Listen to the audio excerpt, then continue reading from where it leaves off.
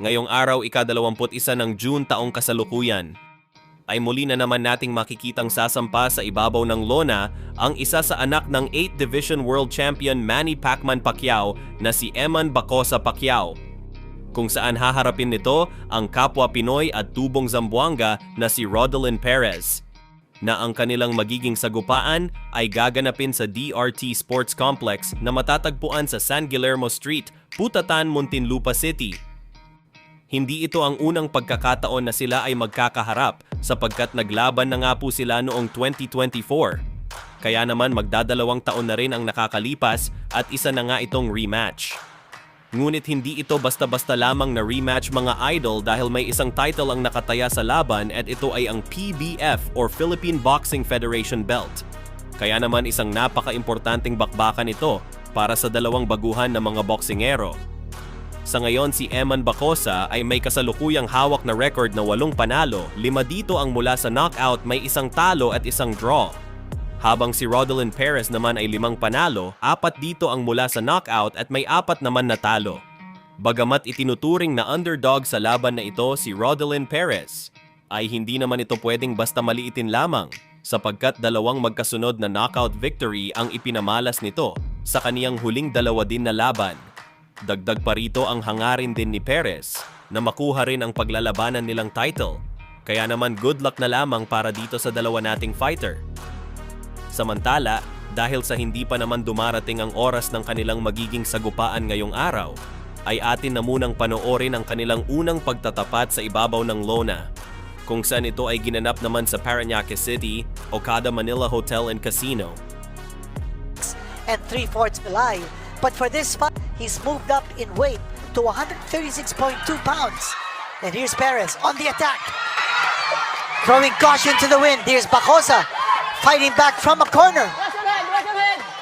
Bacosa is in a bind. He's receiving a lot of punishment from Perez. Perez is like a fighting machine on the nape at the back of the head. Bacosa needs to fight back. He's on the defensive.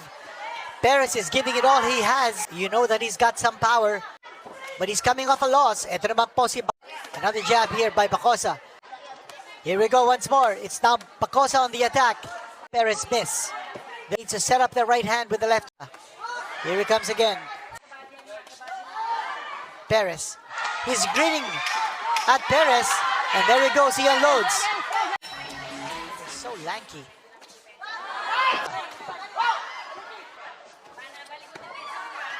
Oh, Perez connecting that time, but Bacosa aiming for the side of the body, me in the back of the head. Jab. What about an alley shuffle? Are trying to grand spring. 1-2. Bacosa, a very impressive physique. Solidly built. He seems to be comfortable fighting from a distance. Here comes Perez coming back, and he was able to strike at Bacosa. Bacosa.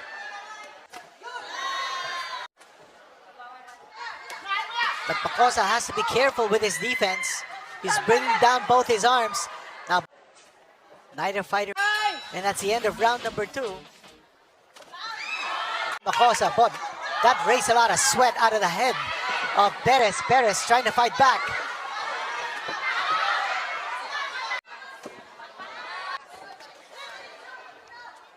Now it's time to win this fight.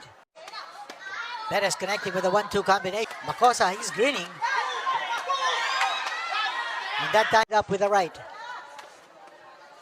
Watch your head, watch your head. Mouth of Perez. There's no mouthpiece. Left jab.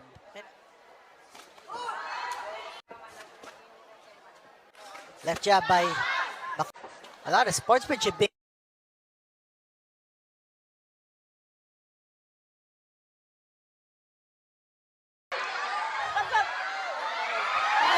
Perez, hinahalikan niya si Bacosa.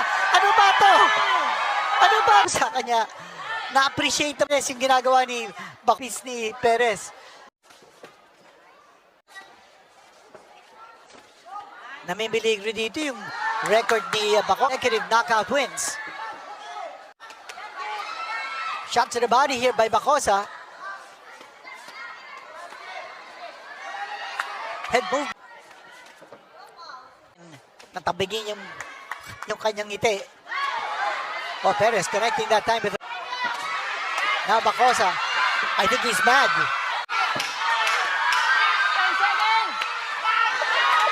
Bacosa hitting him with the right.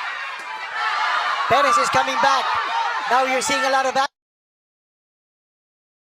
left jabs ni Perez, but Bacosa's moving in, carrying the gap. Bacosa. Perez coming back. A little wild.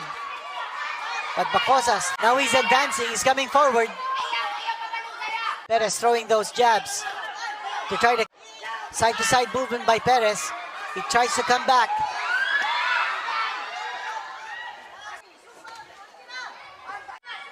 Bacosa not able to launch a sustained attack. Left hand scored by Bacosa. And once more that very pesky left jab of Bacosa's punches.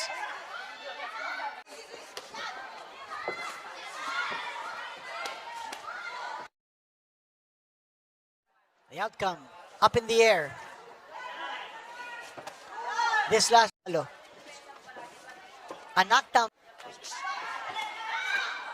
1-2 combination by Bacosa.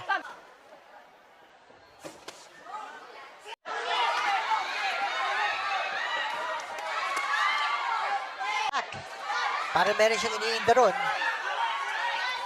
But Perez is fighting back.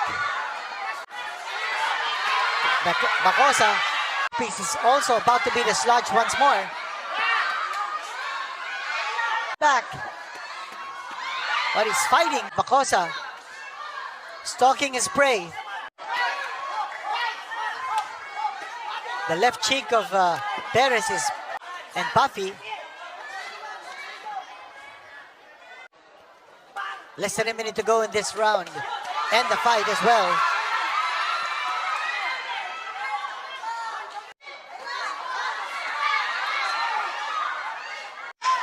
It's a bad bruise. And that's it. That's the end of the fight. And this will go to the scorecards. It's the first fight. Sa unang paghaharap nilang ito ay naabot nga po nila ang sukdulan ng rounds, kung saan nakuha dito ni Eman Bacosa ang panalo sa pamamagitan ng isang majority decision. Bagamat nagawang maipanalo ni Bacosa ang laban na ito, ay hindi maikakaila na pinahirapan din talaga siya dito ni Rodelin Perez.